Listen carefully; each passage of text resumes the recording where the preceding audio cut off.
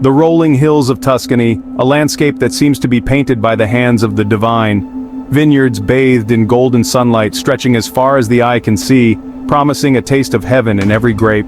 The scent of cypress trees in the air, a fragrance that whispers of ancient times and timeless beauty. It's a picture of idyllic beauty, a place for lovers to lose themselves in the romance of the countryside.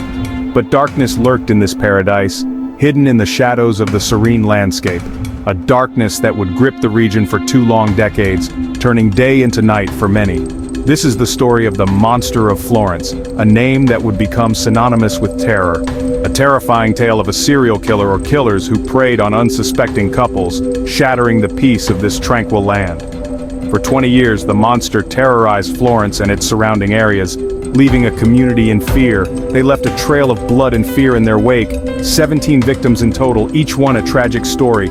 8 couples, their lives brutally cut short, their love stories ending in unimaginable horror. The monster's calling card? A .22 caliber pistol and a thirst for unimaginable cruelty, a signature that sent chills down the spine of the entire region.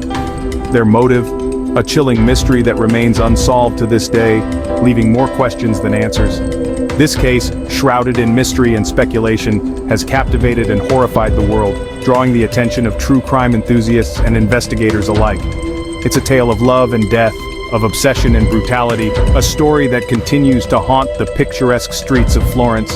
The victims, young and in love, never stood a chance against the darkness that awaited them in the Tuscan night, their dreams extinguished in an instant. Tonight, we delve into the heart of this chilling case, peeling back the layers of fear and intrigue. We examine the evidence, explore the theories, and confront the lingering questions that continue to haunt this picturesque corner of Italy, seeking to understand the mind behind the Monster of Florence.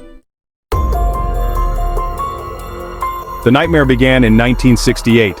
A young couple, Antonio Lobianco and Barbara Locci, were found murdered in their car. He was shot through the heart.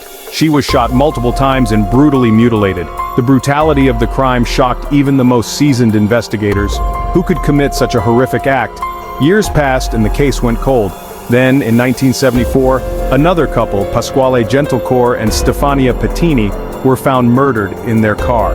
The similarities to the Lobianco-Locci murders were striking. Both couples were killed with a .22 caliber pistol. Both female victims were subjected to horrific mutilation. The whispers began. Whispers of a monster lurking in the shadows. A monster with a thirst for blood and a twisted fascination with death. Fear gripped the region. Young couples were afraid to be alone together. The Tuscan paradise had become a hunting ground. But the worst was yet to come. The monster was just getting started. After a period of silence, the monster returned with a vengeance in 1981.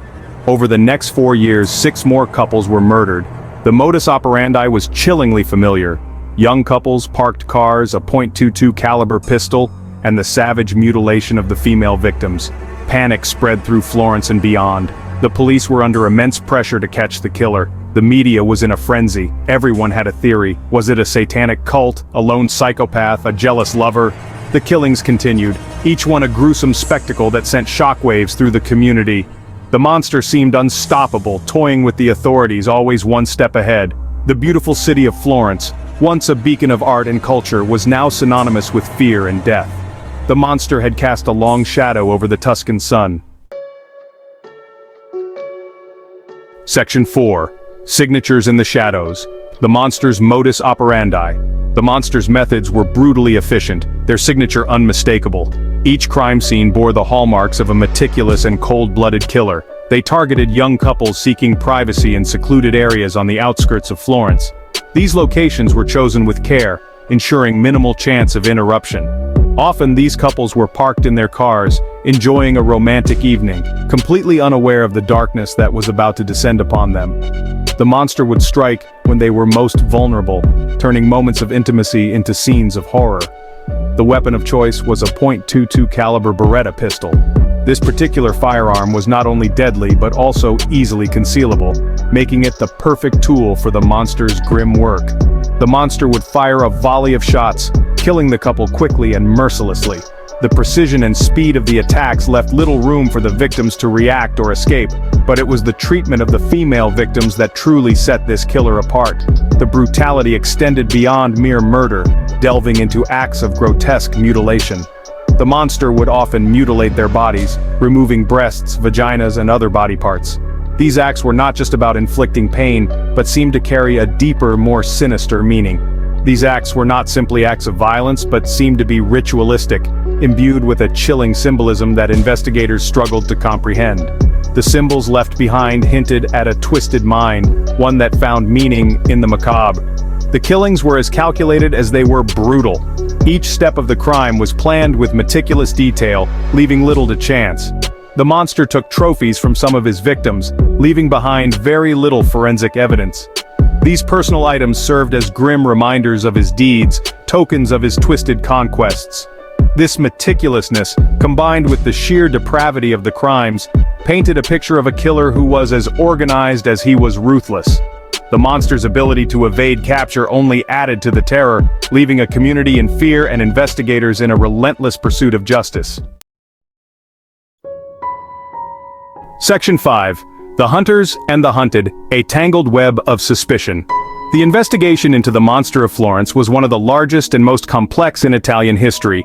It spanned decades and involved a myriad of law enforcement agencies, each bringing their own expertise and resources to the table. Over the years, hundreds of investigators worked tirelessly to solve the case. They sifted through mountains of evidence, hoping to find that one crucial clue that would break the case wide open. Thousands of people were interviewed and countless leads were pursued. Every tip, no matter how small, was followed up on, creating a labyrinth of information that was both a blessing and a curse. But the monster remained elusive, a phantom that seemed to vanish into thin air after each gruesome act. The fear and frustration among the investigators grew with each passing year. Several suspects emerged over the years. Each new suspect brought a glimmer of hope, only to be dashed when the evidence failed to hold up under scrutiny.